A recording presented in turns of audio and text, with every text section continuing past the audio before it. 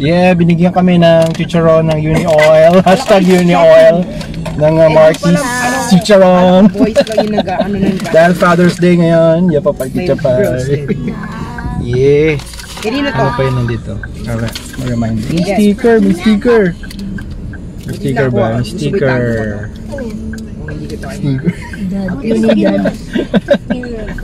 Okay. Sa gabi nag-ride, sa gabi nag-vlog. Yeah! Ipapay, pinchapay!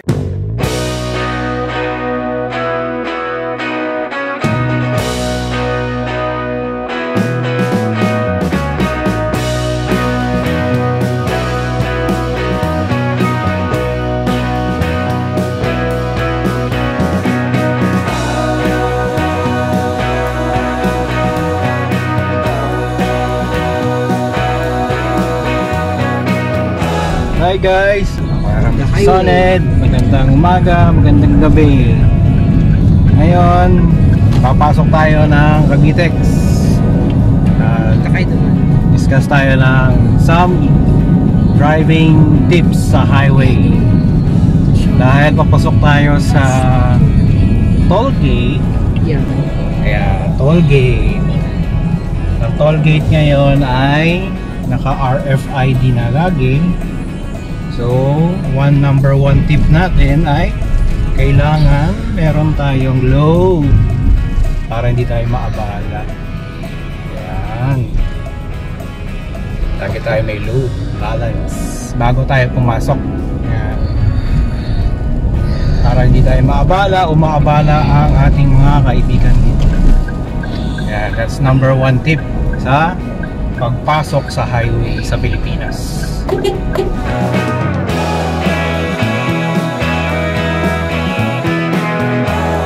Siyempre, yung butas ng mga toll gate na ito ay malaki.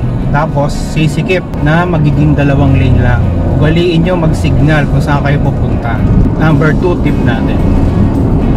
Tayo ay mag-signal. Magpapaalam muna tayo sa mga kaibigan natin dito sa pagsabay sa highway. Hindi yung tatapak muna tayo o lilipat muna tayo tapos biglang signal. Yan ang mga pangit dyan. Tapak muna bago signal. Kaya yung iba hindi nagsisignal. Delikado po yun. Alright. Tapos okay, next tip natin. Next tip naman natin ngayon dito sa highway driving is wag po tayong tumutok sa ating kasunod. Ano lang tayo 3 seconds o to 5 seconds distance dun sa kanya. Ganyan po kalayo. 3 seconds. Paglagpas nung nasa unahan sa isang poste, 1, 2, 3 tapos tayo na 3 seconds. Yun ang ibig sabihin na 3 second distance. Para allowable tayo na kung sakali siya ay huminto bigla, makaka-break tayo ng enough time, 3 seconds time. 1 second makita ko siya huminto, 2 pangalawang second nag-react ako, and then 3 second nakahinto na ako ng ating ng vehicle para hindi natin masalpok din siya, which is yun lagi ang kadalasang nagkakarambola dito.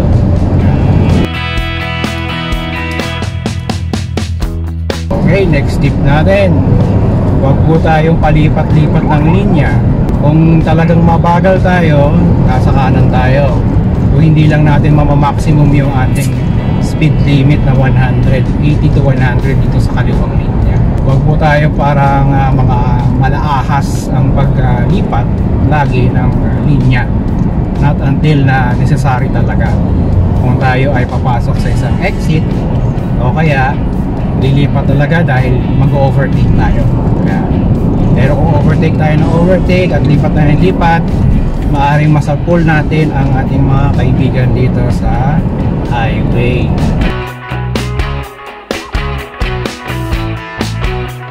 Siyempre, importante rin yung next tip natin, i-maintain po natin ang speed limit natin.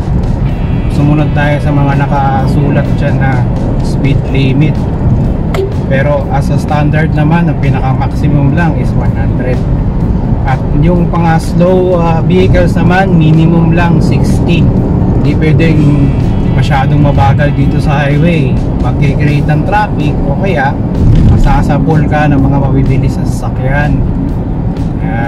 Huwag naman ding sobrang above 100 kilometers per hour yung takbo, kasi matulin yun, delikado.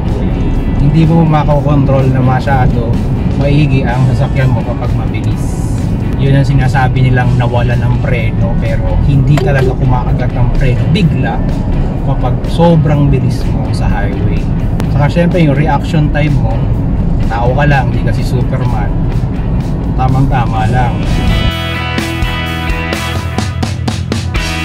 Syempre yung mga manual din, huwag po tayong magda-downshift, gawing ugali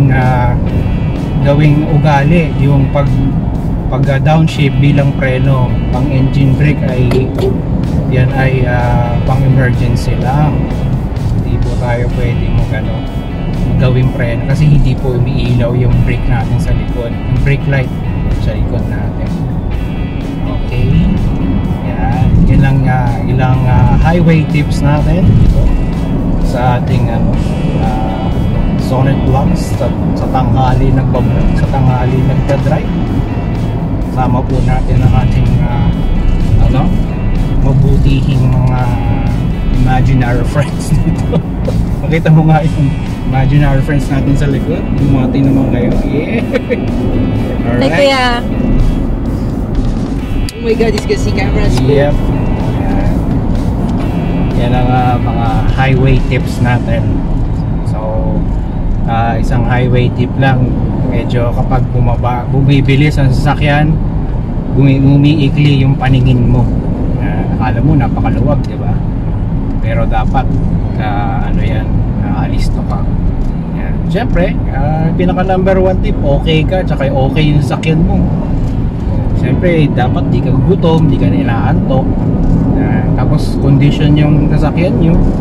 Though itong sasakyan natin medyo bago-bago, pero visual check lang bago mag-enter ng highway. Okay ba yung gulong natin? Lalo yan, marami na puputukan ng gulong at tataob ka. Kapag pumutok ang gulong, tataob ka talaga. Yan, mali ka lang.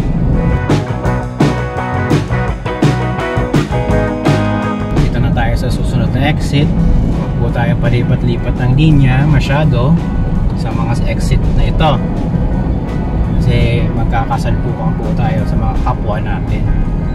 Always lalahanin natin yung kapwa natin, kasi may mga maliliit na bata rin ang kasakay niyan tulad natin.